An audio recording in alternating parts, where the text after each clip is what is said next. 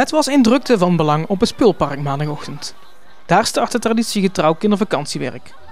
Echter heel vlekkeloos ging het dit keer niet. Ja, er was een beetje misverstand tussen Fleurtje Kleurtje en zuster Pardon.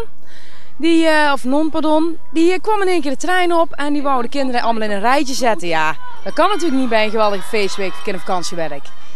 Dus ja, die moest ik even terechtwijzen. Met ruim 670 kinderen werd de feestweek afgetrapt. Kindervakantiewerk viert namelijk een jubileum met bijpassend thema. Feest! Wij zijn inderdaad 65 jaar dit jaar. En de non kwam uit het verleden en Fleurtje Kleurtje is van het heden. Met vandaag in Meerkamp en de komende dagen onder andere een bosspel, een sportdag en een disco staan er alleen maar leuke activiteiten op het programma. Eén ding, de grootste hype van het moment, ontbreekt echter. De kinderen en de leiding die zijn veel te druk bezig met lekker spelen hier. Dus die hebben geen tijd om Pokémons te vangen. We zijn er namelijk achtergekomen dat dit terrein, het Orapark, natuurlijk een geweldig park is waar heel veel Pokémons zitten.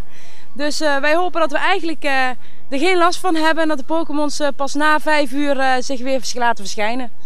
Pokémon spelen is dus een no-go op het KVW-terrein. Ook voor de vele vrijwilligers die het evenement rijk is. Ja, helemaal super.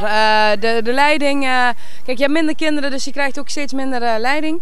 Maar dit jaar hebben we echt super leiding weer bij elkaar, 141. Vervolgens hebben we ook nog een tiental maatschappelijke stages. Die staan hier bij de spellen te begeleiden vanuit het Rijland.